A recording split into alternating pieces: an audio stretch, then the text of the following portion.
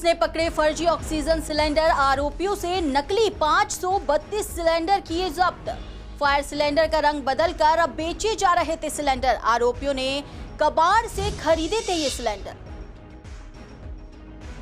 Delhi police हुई सख्त, इलाके में पुलिस लगा रही है गश्त। बिना किसी कारण घूमने वालों के काटे जा रहे हैं चालान।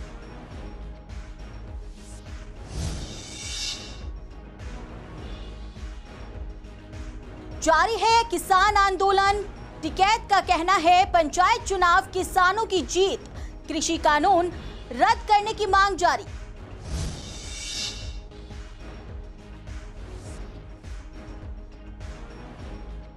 धीमी गति से चल रहा है टीकाकरण। अप्लाई करने के बावजूद भी लोगों का नहीं आ रहा नंबर। सेंटर बढ़ाने की लोग कर रहे हैं मांग।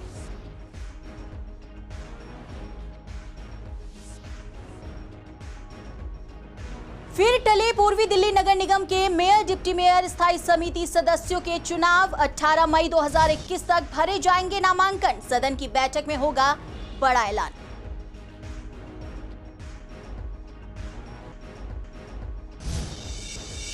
नमस्कार, स्वागत है आपका सीसीएन में। आप देख रहे हैं पूर्वी दिल्ली खास। मैं हूं वंदना कश्यप कैंत और अब रुक करेंगे इस बुलेटिन की बड़ी खबरों से। दिल्ली पुलिस ने 3 ऐसे शातिर लोगों को गिरफ्तार कर लिया है जो फायर सिलेंडर को ऑक्सीजन सिलेंडर के रूप में बेचा करते थे। ये तीनों जरूरतमंदों से फर्जी ऑक्सीजन सिलेंडर की भारी कीमत वसूलते थे और उनकी जिंदगी से खिलवाड़ करते थे। तीनों आरोपियों की पहचान रवि शर्मा, जिसकी उम्र 40 साल है, मोहम्मद अब्दुल 38 साल और शंभू शाह 30 साल के रूप में की गई है, जो अलीपुर के रहने वाले हैं। पुलिस ने कहा है कि ये मामला मंगलवार को तब उनके सामने आया जब राधा वल्लभ सेवा संघ एनजीओ चलाने वाले मुकेश खन्ना नाम के एक व्यक्ति ने फर्श बाजार पुलिस स्टेशन में शिकायत दर्ज कराई। ये एनजीओ कोविड मरीजों को निःशुल्क ऑक्सीजन सिलेंडर मुहैया कराने का काम करता है। अधिकारी ने कहा है कि शिकायत पर एक छापेमारी टीम अलीपुर में उस स्थान पर पहुंची जहां 3 लोग काले रंग के कुछ गैस सिलेंडर्स को रंगते हुए पाए गए। शाहदरा जिला के डीसीपी सत्यम सुंदरम ने कहा है कि पूछताछ के दौरान ये पता चला है कि वितरक रवि शर्मा अग्नि सिलेंडर के लाल रंग को हटा रहा था, जो कि CO2 भरने के लिए इस्तेमाल किया जाता है, और उन्हें अब्दुल और शाह की मदद से काले रंग से ऑक्सीजन सिलेंडर में बदला जा रहा था। तो देश में लगातार कोरोना के मामले बढ़ते जा रहे हैं। बीते 24 घंटे में 4 लाख से ज्यादा कोरोना के एक्टिव केस आए हैं, जिसके मद्देनजर दिल्ली पुलिस सख्ती बरतते हुए नजर आ रही है। पूर्वी दिल्ली में जगह जगह पुलिस बैरिकेड लगे हुए हैं। जो एसेंशियल सर्विस के अलावा घरों से बाहर निकल रहा है या फिर घूमता हुआ पाया जा रहा है, उनके चालान भी काटे जा रहे हैं। पूर्वी दिल्ली में पुलिस बैरिकेड के साथ साथ इलाके में पुलिस गश्त भी लगा रही है। हालातों का जायजा लिया जा रहा है, जिसके मद्देनजर एसीपी मयंक बंसल और खुरेजी खास के एसएचओ ओम प्रकाश द्वारा 1 दर्जन से भी ज्यादा चालान काटे जा चुके हैं।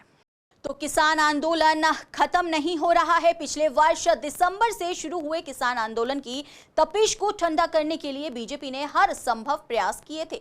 पंचायत चुनाव के पहले भाजपा ने पश्चिमी यूपी के जिलों को किसान आंदोलन के प्रभाव से बचाने के लिए पार्टी के वरिष्ठ नेताओं की फौज उतार दी थी।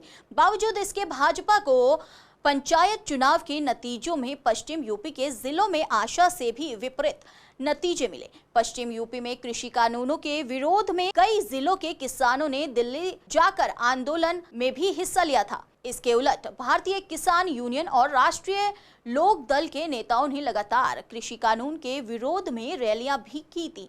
पश्चिम यूपी के 1.5 दर्जन जिलों में किसान नेता राकेश टिकैत बीते 4 महीने में 2 दर्जन से ज्यादा रैलियां कर कृषि कानून के विरोध में जनमत तैयार करने में जुटे थे। जिला पंचायत चुनाव में बीजेपी की हार पर राकेश टिकैत ने उसे किसानों की जीत और बीजेपी को वोट की चोट देने की बात कही है। किसान नेता राकेश टिकैत ने कहा है कि जब तक सरकार संयुक्त किसान मोर्चा से बात नहीं करेगी, तब तक ये प्रोटेस्ट दिल्ली की सभी सीमाओं पर ऐसे ही जारी रहेगा। जो पंचायत के चुनाव है या प्रधानी के चुनाव है, उसमें भी यही है कि बहुत करारी हार बीजेपी की हुई है और बहुत जगह धोखाधड़ी से इन्होंने अपने लोग जिताए।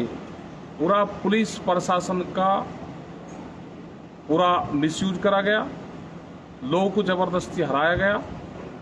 जो जीते हुए कैंडिडेट थे उनको हराने का काम करा गया। उसके बावजूद भी बहुत बुरी हालात है। आज अब ये जिला पंचायत के जो अध्यक्ष बनेंगे, इसमें पूरे विपक्ष को एक होना चाहिए। विपक्ष एक होगा तो इनको आप मात दे सकते हो। यहाँ पे धरना जो गाजीपुर पे है या पूरा दिल्ली के चारों तरफ है, ये धरने चले हुए हैं और धरने ये जब तक चलेंगे जब तक भारत सरकार बातचीत नहीं करेगी, मसलों का समाधान नहीं करेगी, ये धरने हटेंगे नहीं यहाँ से। तो जहां एक तरफ 18 की उम्र से ऊपर वाले लोगों के लिए टीकाकरण की सुविधा शुरू हो गई है, तो वहीं आपको बता दें कोरोना काल में अस्पतालों की हालत किसी से नहीं छिपी है। ऑक्सीजन की भी कमी चल रही है, दवाइयों की भी कमी देखी जा रही है। राजधानी दिल्ली में सोमवार से टीकाकरण अभियान को तीसरे चरण में 18 वर्ष से 44 वर्ष तक की उम्र के लोगों का टीकाकरण करने के लिए शुरुआत तो कर दी गई, लेकिन प्रशासन की व्यवस्था पर लोग अब सवाल उठाने लगे हैं। युवाओं का कहना है कि टीकाकरण के लिए नामांकन दर्ज करने के बावजूद भी अब तक 7 दिनों के अंदर भी उनका नंबर शॉर्टलिस्ट नहीं हो रहा है, ना ही उनका नाम आ रहा है। बाकी युवाओं का यह भी मानना है कि उनका नाम दर्ज करने के बाद भी टीकाकरण के लिए उनका नाम नहीं आ रहा है। इसके पीछे कारण ये कहा जा रहा है कि कृष्णानगर में एक ही सेंटर बनाया गया है, इस कारण से समय ज्यादा लग रहा है। अब लोग और सेंटर्स खोलने की मांग कर रहे हैं। वहीं इस पर बीजेपी नेता भी सवाल उठा रहे हैं और उनका ये कहना है कि दिल्ली में टीकाकरण का काम धीमी गति से चल रहा है। कोरोना महामारी का काल चल रहा है, अस्पतालों में जगह कम है, ऑक्सीजन कम मिल रही है, दवाइयों की दिक्कत है और हमें अपने आप को बचाना है। और कोरोना से बचाने का जो सबसे आसान तरीका है वो है वैक्सीनेशन। जितने ज़्यादा लोगों को वैक्सीनेट करेंगे उतनी ज़्यादा बीमारी का प्रकोप भी कम होगा। लेकिन अब देख रहे हैं कि जब से 18 साल से ऊपर के नागरिकों के लिए वैक्सीनेशन खुली है 1 मई से, दिल्ली के अंदर वैक्सीनेशन का काम बहुत स्लो गति से चल रहा है। इससे पहले 45 साल के जो वैक्सीनेशन थी, जब केंद्र सरकार से वैक्सीनेशन आ रही थी, बहुत तेजी से और बहुत सारे सेंटर्स हुए, वो खासकर प्राइवेट हॉस्पिटल में ही वैक्सीनेशन हो रही थी। लेकिन आज क्या पूरी दिल्ली में सिर्फ 77 स्कूल है जहाँ वैक्सीनेशन हो रहा है। सुबह से शाम लोग लगे रहते हैं, रजिस्ट्रेशन करवा ली, उसके बाद टाइम नहीं मिलता है, वॉक इन आप वैक्सीनेशन करवा नहीं सकते। और खासकर युवा इस समय उत्साह में है वैक्सीनेशन लगाने, लेकिन मुझे लग रहा है कि सरकार को इसकी चिंता नहीं है, उनका उत्साह कम कर रही है। मेरा दिल्ली सरकार से निवेदन है, नगर निगम ने अपनी तरफ से 20 नए सेंटर्स की लिस्ट दे दी है, 20 पुराने सेंटर्स की लिस्ट आपके पास है, टोटल 40। इसके अलावा हमारे 12 जो स्कूल हैं वो जो दिल्ली सरकार का प्रशासन है, डीएम है, उन्होंने चिन्हित किए हैं। निगम दिल्ली सरकार की वैक्सीनेशन में पूरी सहायता करना चाहते हैं, अपने वॉलंटियर्स, अपने डॉक्टर, अपनी नर्सेज हम दे रहे हैं। मेरा निवेदन है दिल्ली सरकार से जल्दी वैक्सीनेशन के जो सेंटर्स हैं उनकी संख्या बढ़ाई जाए। प्राइवेट हॉस्पिटल्स जो तैयार हैं, जो लिस्टेड हैं, जिनके नाम आ गए हैं, उन सबको वैक्सीनेशन देके एक युद्ध स्तर पर इस काम को शुरू किया जाए, जिससे हम कोरोना को हरा सके। मैंने यहाँ पे 1 तारीख से पहले मैंने ये करवाया था रजिस्ट्रेशन और सब कुछ करवाया था, लेकिन अभी तक कोई स्लॉट नहीं मिला मेरे को।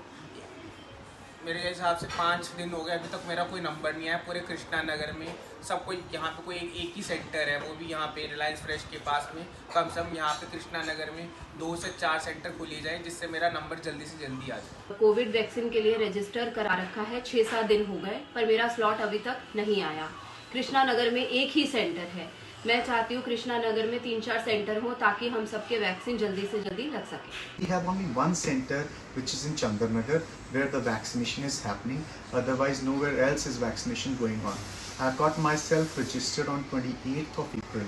Since then, I have not been getting the slots. I've been trying every day and night to get the slots, but nothing is happening. In fact, not only me, lots of friends are also living nearby. They're also not getting the slots. तो जहां corona काल में हर कोई एक दूसरे की मदद के लिए आगे आ रहा है, तो वहीं आपको बता दें कि सिख समुदाय के जो लोग हैं वो भी कोरोना पीड़ित मरीजों की मदद के लिए आगे आ रहे हैं। गुरुद्वारों में लंगर सेवा चलाई जा रही है, जिसमें कोरोना मरीजों को ऑक्सीजन से लेकर खाने तक की सुविधा दी जा रही है। संगत सेवा का कहना है कि अकाल एड और संगत सेवा मिलकर कोरोना मरीजों के लिए सेवा दे रहे हैं, जिसमें कोरोना मरीजों के घर पर ऑक्सीजन का उपकरण तक लगाया जा रहा है। गीता कॉलोनी के 10 ब्लॉक में भी ये सुविधा शुरू कर दी गई है। गीता कॉलोनी के 10 ब्लॉक में भी ये सुविधा शुरू होने जा रही है। इसके अलावा कई गुरुद्वारों में संगत सेवा मरीजों की सेवा कर रही है। सेवा कर रही संगत का कहना है कि सब मिलकर ये सेवा कर रहे हैं। जो जरूरतमंद लोग हैं, जिनको ऑक्सीजन नहीं मिल पा रही है या फिर खाना नहीं मिल रहा है, उनके लिए लंगर सेवा एक अच्छा माध्यम है। सब लोग मिलके कृष्ण नगर के जो अलग अलग सेवा कर रहे थे, कोशिश यह है कि सबको एक जगह इकट्ठे करके जो रिसोर्सेज है उसको बढ़ाया जाए और ज़्यादा से ज़्यादा लोगों तक पहुंचाया जाए। जैसे हमने कल जो स्टार्ट किया, अभी वीडियो डाली थी, आज से सेवा स्टार्ट हो जाएगी। तो बहुत संस्थाओं से मैं फ़ोन आया, जैसे अजीत दबास में माटा जी भी, इन्होंने हमें सिलेंडर से जो सेवा है देने की बात करी है, और गुरुद्वारे के प्रधान साहब भी हैं जिन्होंने जगह प्रोवाइड करवाई यहाँ पे हमें। तो सब लोग जो मिलके अपनी अपनी जो सेवाएं देने की कोशिश करें, ताकि जो इतनी बड़ी आपदा आई है उससे निपटा जा सके, लोगों को रिलीफ दिया जा सके। जी बिल्कुल, अकाल एड जो है काफ़ी लंबे समय से कहीं भी कोई आपदा या डिज़ास्टर आती है उसमें जो कि राहत कार्य देती आई है। और इस बार भी जब लोग अपनी जान के लिए जो तड़प रहे हैं और ऑक्सीजन के लिए तड़प रहे हैं, उनके लिए ऑलरेडी पिछले एक हफ्ते से कुछ कंसंट्रेटर उनके घरों में लगा के ही सेवा जो है एक हफ्ते से चल रही है। और अभी यही प्लान है कि एक जगह भी ऐसी सेंटर भी बनाया जाए जहां पर कुछ कंसंट्रेटर लगा के लोगों को वहां पर भी रिलीफ दिया जाए। जी बिल्कुल, संगत के सहयोग से ही जो है लंगर सेवाएं भी यहाँ पर जो कि अटेंडेंट आएंगे या जो स्टाफ के लिए सबके लिए लंगर सेवाएँ भी कराई जाएंगी। जहाँ पर दिल्ली के अंदर जितने भी गुरुद्वारा साहिब हैं वो सब ये सेवा करने को तैयार है। अजीत दरबार के जो पिछले साल भी जो लगा था 250 दिन सेवा करने के बाद, अब फिर उन्होंने मुहिम छड़ रखी है। सूखा लंगर, बना हुआ लंगर, सिलेंडर सब अजीत दरबार भी दे रहा है। तो अब बात कर लेते हैं कोरोना के मामलों की। देश में बढ़ते कोरोना के मामलों के साथ दिल्ली में कोरोना के केसों में लगातार कमी देखी जा रही है। पिछले कुछ दिनों में देश की राजधानी दिल्ली में कोरोना केस जहां पहले 30,000 तक रहते थे, तो वहीं अब 20,000 के आसपास तक पॉजिटिव केस की संख्या पहुंच गई है। East Delhi IMA president doctor Gautam Singh का कहना है कि दिल्ली में पॉजिटिविटी रेट में कमी आई है। वहीं टेस्टिंग भी कम की जा रही है। जहां पहले दिल्ली में 1 लाख से ज्यादा रोजाना टेस्टिंग की जाती थी, वहीं अब से टेस्टिंग 70,000 के आसपास ही रह गई है। डॉक्टर के मुताबिक कोरोना के टेस्ट की संख्या ज्यादा से ज्यादा की जानी चाहिए, जिसमें RT-PCR टेस्ट ज्यादा किए जाए। टेस्टिंग ज़्यादा से ज़्यादा करनी बहुत ज़रूरी है। हम देख रहे थे कि जब कोरोना पिछले साल का था और कम हो रहा था, उस टाइम पे 2.5-3 लाख तक टेस्टिंग हो रही थी। आज कोरोना जो है कि टेस्टिंग कहीं ना कहीं 1 लाख से भी कम हो रही है। ये बहुत ही ज़्यादा बुरी बात है और इसके लिए हम डॉक्टर पूरी तरह से आवाज़ उठा रहे हैं कि कोरोना की टेस्टिंग बढ़ाई जाए। और जो कोरोना की पॉजिटिविटी रेट है ये 30 से कम होती जा रही है। इसका भी कारण ये है कि अब सरकार RT-PCR टेस्ट करने की जगह एंटीजन टेस्ट कर रही है। और हम जानते हैं कि जो नया वायरस है वो एंटीजन की रिपोर्ट्स में नहीं आ रहा है और उसकी वजह से लोगों को नेगेटिव एंटीजन टेस्टिंग हो रही है और वो सोच रहे हैं कि उनको कोरोना नहीं है। मगर ये भी हमारे को देखना पड़ेगा कि इसमें कहीं ना कहीं लोगों का नुकसान है। और पॉजिटिविटी रेट अगर 30 की दे रही है सरकार, तो मैं मान के चलता हूं अगर सबके RT-PCR के टेस्ट होते तो कहीं ना कहीं ये पॉजिटिविटी और ज्यादा होती। तो अब बात कर लेते हैं पूर्वी दिल्ली नगर निगम में होने वाले मेयर, डिप्टी मेयर और स्टैंडिंग कमेटी के 3 सदस्यों के चुनावों की। पूर्वी दिल्ली नगर निगम में मेयर, डिप्टी मेयर और स्थायी समिति के 3 सदस्यों के लिए चुनाव होने थे, जो बार बार टाले जा रहे हैं।